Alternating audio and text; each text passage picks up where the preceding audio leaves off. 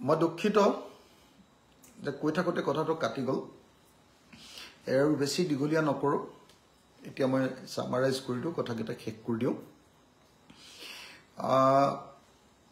মই কথাকেইটা শেষ কৰি দিব কৈছোঁ মই অতিশয় দুঃখিত যে কথাটো কৈ থাকোঁতে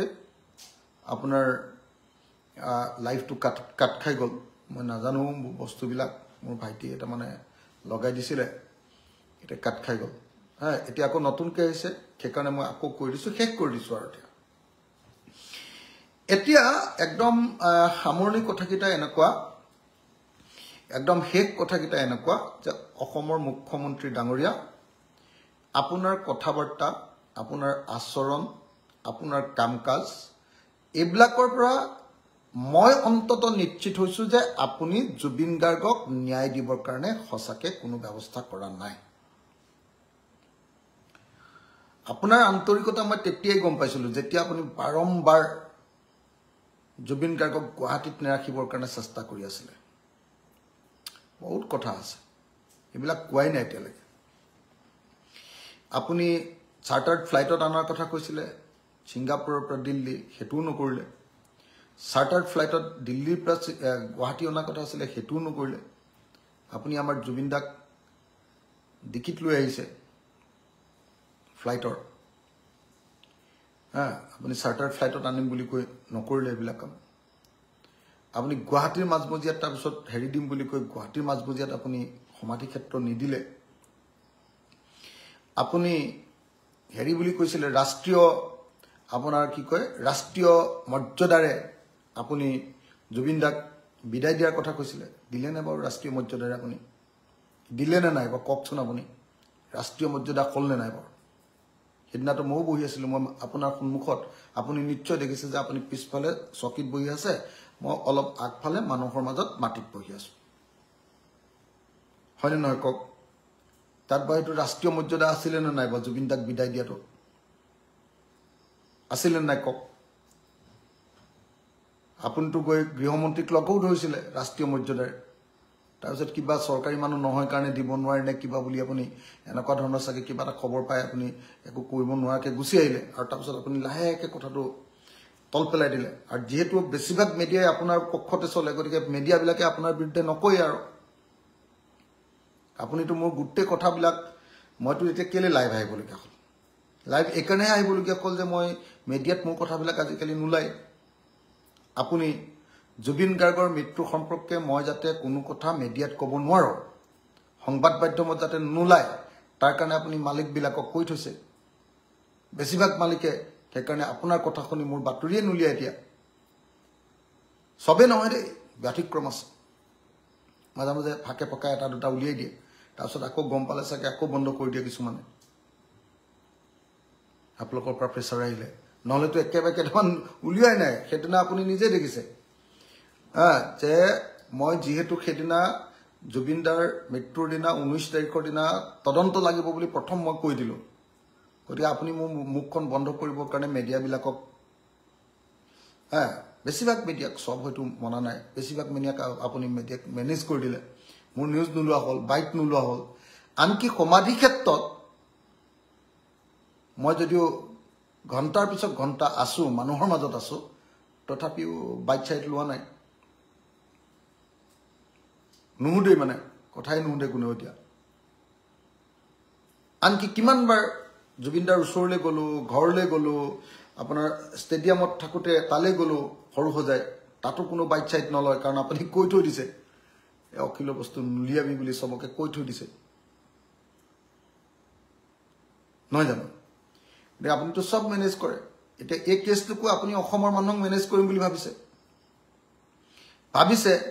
যে আপুনি কিমান ডাঙৰ কথা এটা কালি কৈ দিলে কওকচোন যে তদন্ত আধৰুৱা হ'ব তদন্ত কৰাৰ এখতিয়াৰ আমাৰ নাই এইবুলিতো আপুনি কৈ দিলে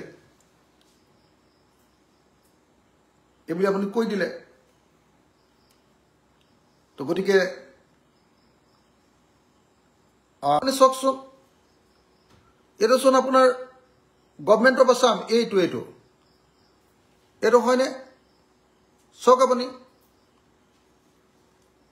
এইটো গভৰ্ণমেণ্ট অফ আছাম অসম চৰকাৰেও ইয়াতো সহযোগিতা কৰিছে মই ওপৰকেইটাহে চাই আছিলোঁ হাই কমিশ্যন অফ ইণ্ডিয়া ছিংগাপুৰ আৰু এক্সটাৰ্নেল মিনিষ্ট্ৰী অফ এক্সটাৰ্নেল এফেয়াৰ্ছে চাই আছিলোঁ এইফালে ইয়াততো এতিয়া দেখিলোঁ গভৰ্ণমেণ্ট অফ আছাম আৰু গভৰ্ণমেণ্ট অফ মিজোৰাম তেওঁলোকৰো হেৰি আছে মানে আপোনাৰ একদম অশোক চক্ৰলৈ একদম যে তেওঁলোকে যে স্পন্সৰ কৰিছে তেওঁলোকৰ যে বস্তু গৈছে এইটো মানে তেওঁলোকে যে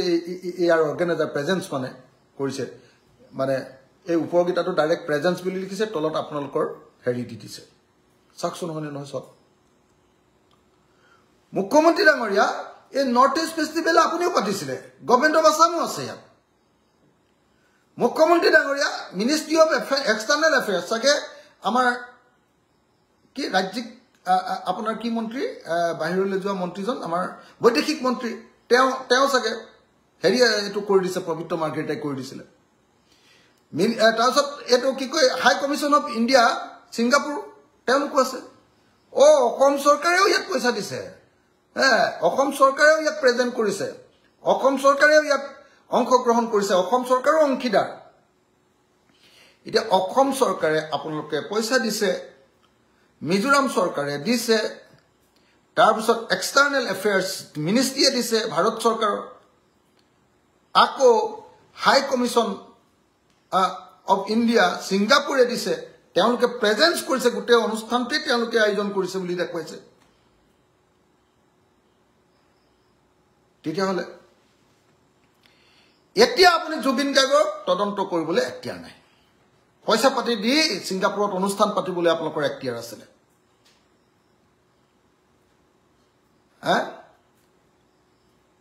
ট্ৰেণ্ড MMSক আপুনি স্পন্সৰ কৰিবলৈ আপোনাৰ এখতিয়াৰ আছিলে ছিংগাপুৰত কি নাম আপোনাৰ কি মহন্ত এইটো আমাৰ কি শ্যামকানু মহন্তক আপুনি স্পন্সৰ কৰিবৰ কাৰণে তেওঁ অনুষ্ঠান পাতিবৰ কাৰণে আপোনাৰ এখতিয়াৰ আছিলে ছিংগাপুৰত এটা জুবিন দা ঢুকালে জুবিন দা ঢুকোৱা ঠাইত গৈ প্লেচ অফ অকাৰেন্স য'ত ঘটিছে তাত গৈ এনকুৱাৰী কৰিবলৈ ঘটা ঠাইত থকা মানুহকেইটাক ধৰি আনিবৰ কাৰণে তেওঁলোকক মাতি আনিবৰ কাৰণে আপোনাৰ এখতিয়াৰ নাই কি ভয়ানক কথা ক'লে আপুনি এতিয়াই দেখিলোঁ অসম চৰকাৰৰ তাত চিম্বল আছে অসম চৰকাৰৰ চিম্বল আছে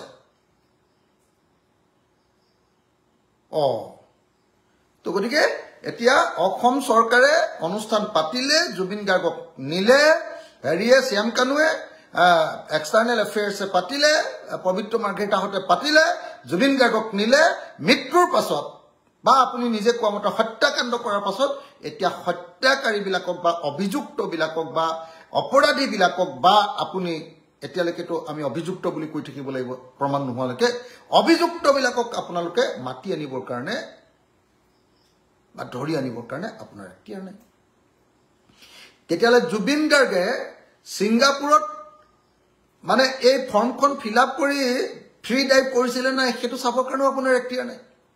যিখন ইয়াত বা জাহাজ বুলিয়ে ক'লোঁ আৰু যিখন ইয়াতৰ পৰা জাপ মাৰিছিলে যিখন ইয়াতত তেওঁলোকে ভাড়া লৈছিলে সেইখনত গৈ এনকুৱাৰী কৰিবৰ কাৰণেও আপোনাৰ এখতিয়াৰ নাই তাৰ যিজন পাইলট কি ক'ব আপোনাৰ কি বুলি কয় এজন কামাণ্ডাৰ কি কয় আপোনাৰ তেওঁকো আপুনি সোধাৰ এখতিয়াৰ নাই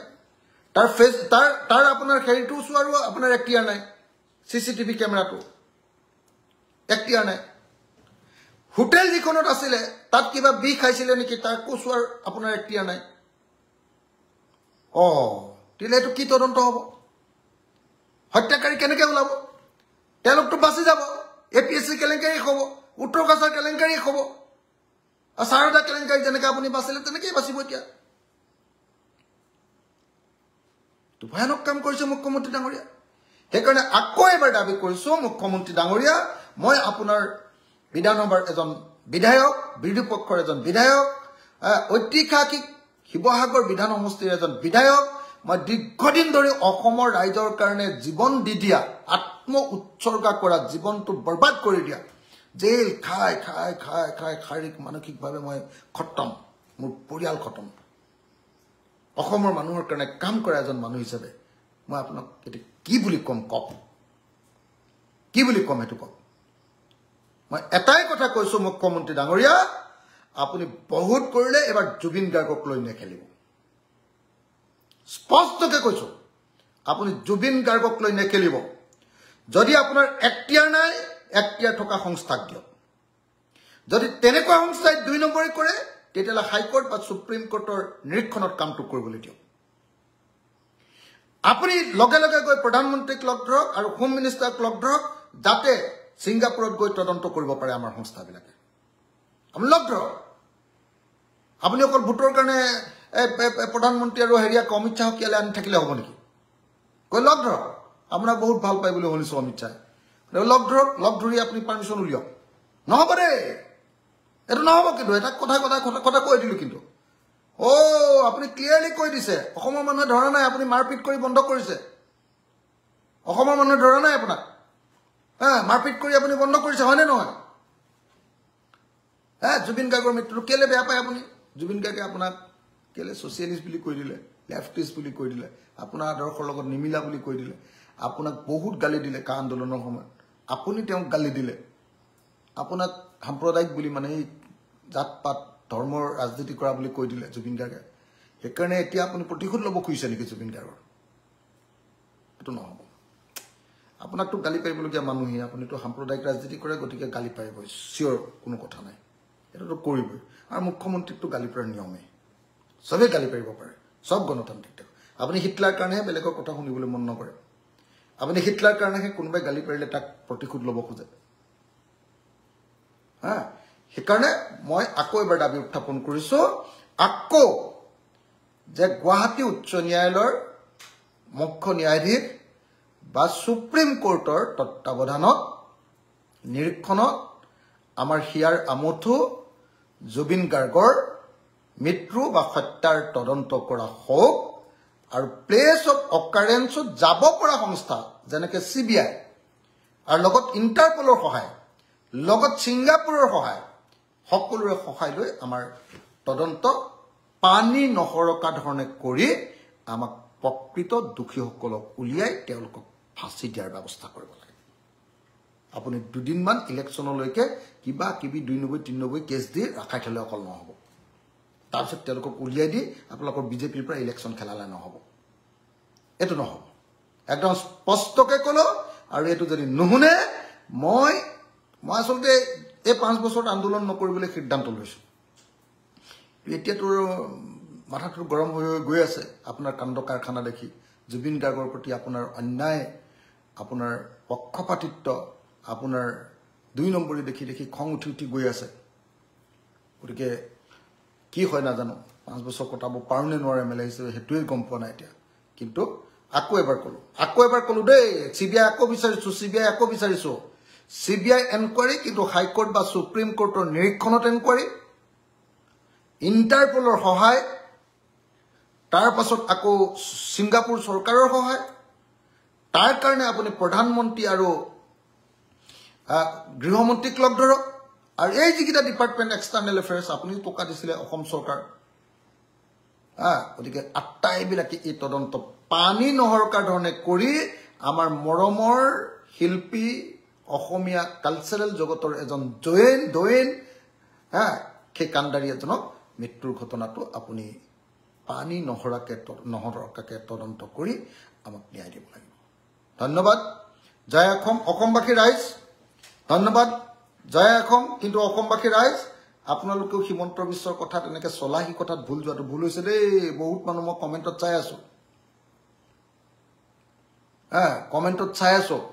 যে বহুতে হিমন্ত বিশ্ব শৰ্মাকো ছাপোৰ্ট দি আছে বহুত ভুল কৰিছে আপোনালোকে জুবিন গাৰ্গক ভাল পাওঁ বুলিও কয় আকৌ হিমন্তক আকৌ 2 নম্বৰীকো আপুনি ছাপোৰ্ট দি দিয়ে এইটো কি কথা আৰু আপোনালোকে যদি আন্দোলন নধৰে চৰকাৰক হেঁচা নিদিয়ে হিমন্ত বিশ্ব শৰ্মাৰ পৰা কেতিয়াও ভাল ৰিজাল্ট নাপায় মই আপোনাক কৈ দিলো দেই কেতিয়াও ভাল ৰিজাল্ট নাপায় মানুহ গণ্ডগোলীয়া আপোনালোকক সকলোকে অনুৰোধ কৰিছো আহক আমি সকলোৱে মিলি আমাৰ মৰমৰ শিল্পী জুবিন গাৰ্গ আমাৰ যুগৰ এজন মুখপাত্ৰ বুলি ক'লো আৰু মই কণ্ঠ গণকণ্ঠ তো জুবিন গাৰ্গক ন্যায় দিয়া হওক justice for Zubeen Garg justice for Zubeen Zubeen গাৰ্গে ন্যায় পাব লাগিব জয় অসম জয় জুবিন দা ধন্যবাদ